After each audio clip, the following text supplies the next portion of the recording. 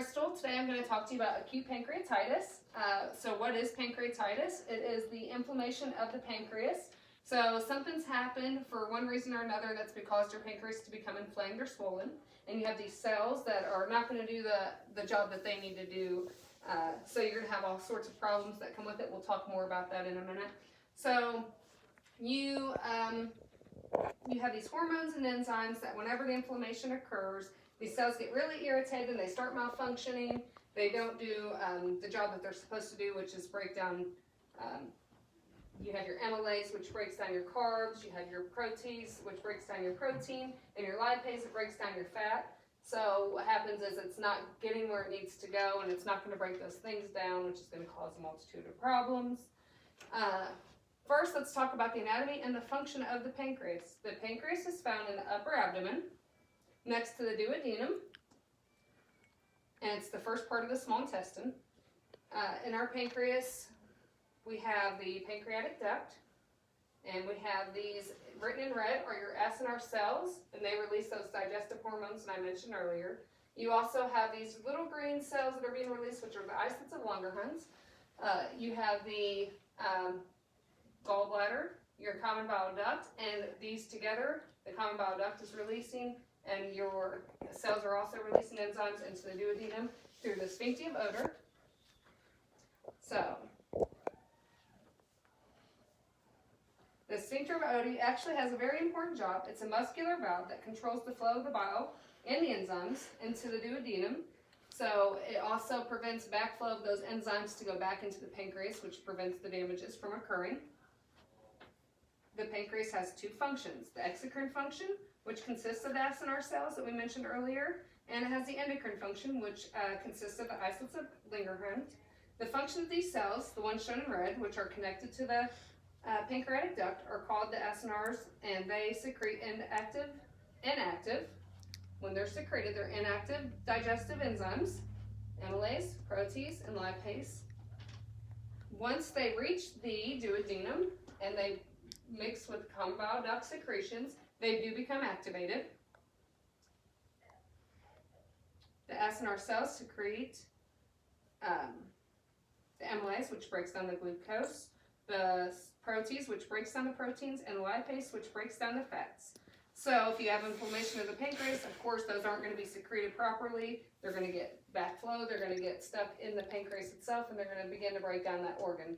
And like we mentioned earlier, the damage that's done to the organ itself, if it were chronic, it's going to be structural damage that may be irreversible depending on how severe the case is.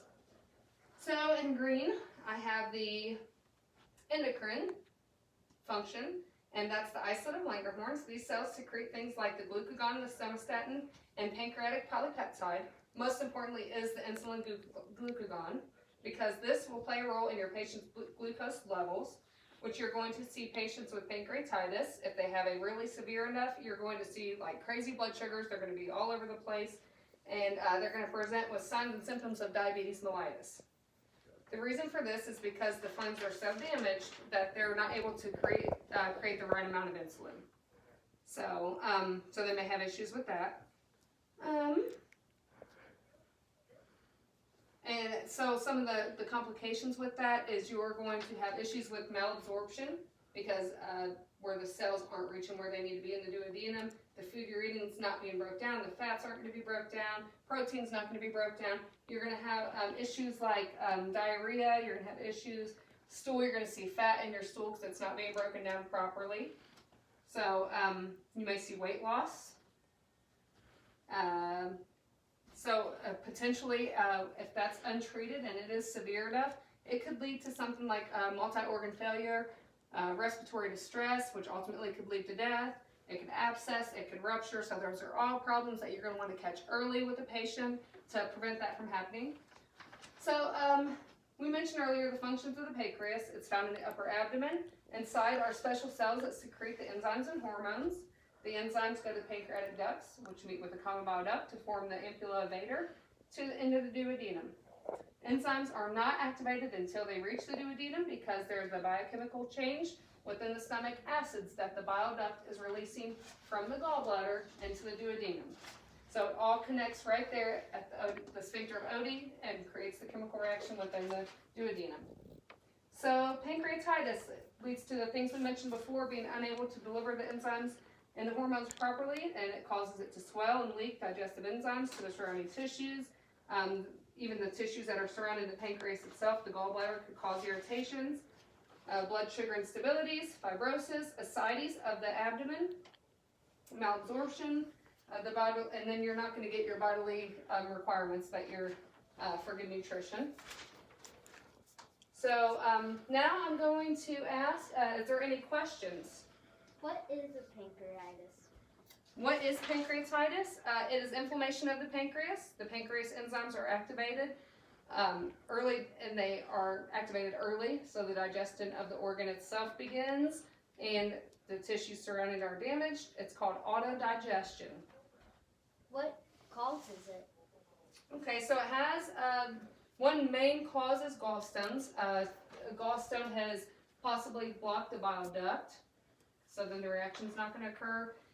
Something may have blocked the pancreatic duct, some kind of gallstone, and so that's one of the problems that you could have treated. I'll talk more about that. Alcoholism, excessive alcohol can cause inflammation of the pancreas.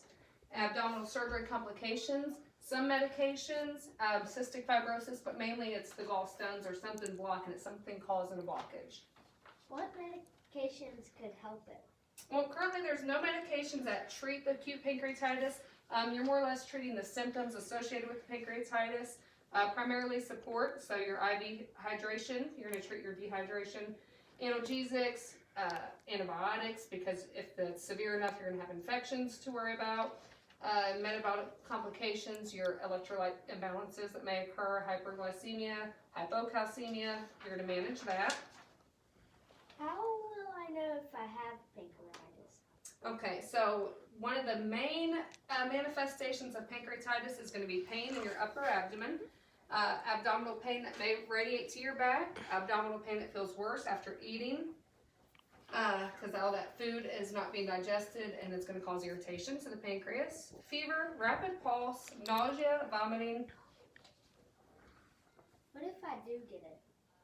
Okay, so if you get pancreatitis, you're obviously going to go to the hospital. It may require you to stay at the hospital because they're going to want to manage those symptoms that we mentioned, the dehydration, the electrolyte imbalances. If you're able to take fluids by mouth or eat by mouth, they're going to do a diet management, pain management, antibiotic therapy, maybe through an IV. If it's bad enough, maybe through mouth. Worst case scenario, it may require surgery.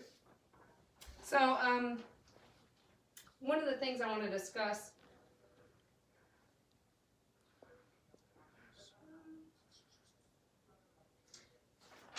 the treatment options that are available. I want to discuss diagnosing it. So a typical blood test ordered may include the amylase or lipase levels.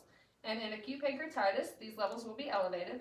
And you can see electrolytes all over the place, usually elevated. Also, another thing is called the CT scan, or the ultrasound of the pancreas itself, which is the image that can assess to look at the structure, see if there is swelling, see if anything's out of place. Another possible test is the ERCP. It's endoscopic retrograde, really long word that I can't pronounce. And this is the scope used to assess the pancreas, the bile ducts, and the gallbladder.